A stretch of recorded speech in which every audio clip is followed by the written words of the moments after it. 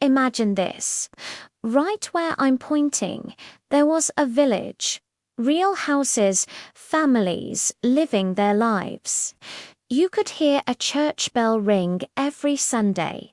Then one day, poof, it was gone. No ruins, no people left behind. Just silence. And the reason it disappeared, it's much darker than you think. This village was completely real. It had a name, a population, and a future. It was nestled in a quiet rural area, far from the hustle and bustle of big cities.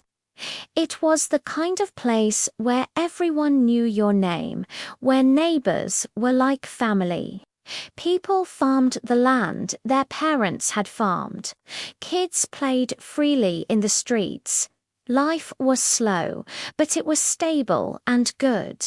For decades, nothing really changed. Life was predictable.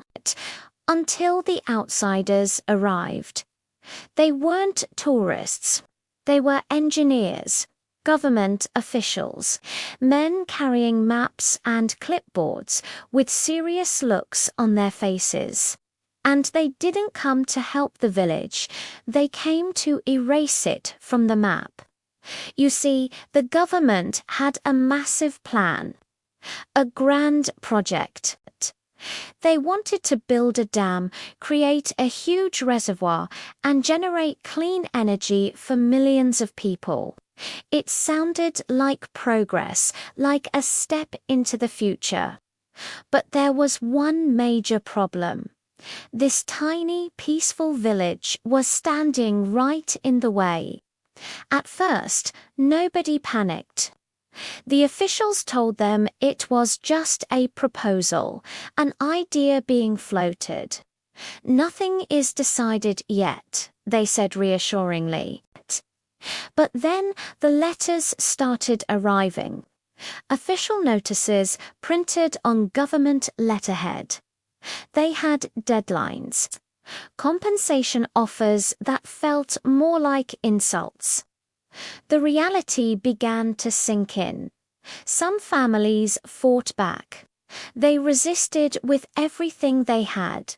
This land had been in their families for generations.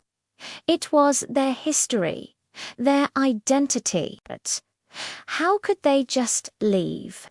But others felt they had no choice. They accepted the money, packed their entire lives into the back of moving trucks, and drove away without looking back. One by one, the houses emptied out. Windows were boarded up, like eyes closing for the last time. The once lively streets felt eerily quiet. The old church held its final service, the familiar bell ringing one last time over the valley. Then the heavy machinery moved in. Roads were blocked. The ancient trees were cut down.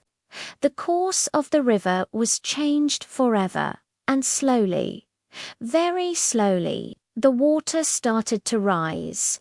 The village didn't collapse in an earthquake or burn in a fire. It drowned. The water crept silently through the streets, seeping into homes, climbing over drains. Within a few days, only the rooftops were visible. A few weeks later, nothing remained above the surface. On all the new maps, the village was simply gone. No marker, no name. Just a wide blue expanse of water. Years passed. New generations were born. Most people forgot that a community ever existed there, but the village never truly disappeared. Here's where the story takes a chilling turn. During years of extreme drought, when the rain stops and the sun beats down, something strange happens.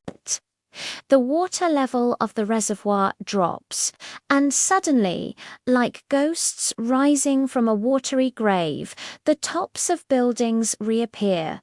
Stone walls emerge from the depths. Staircases that lead to nowhere stand silently in the air. The ghost village returns to the world of the living. Divers have explored this underwater ghost town.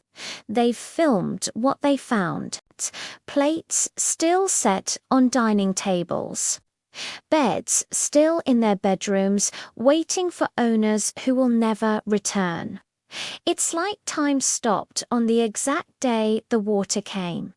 Even stranger, many of the former residents, the ones who were forced to leave, refuse to visit when the village reappears.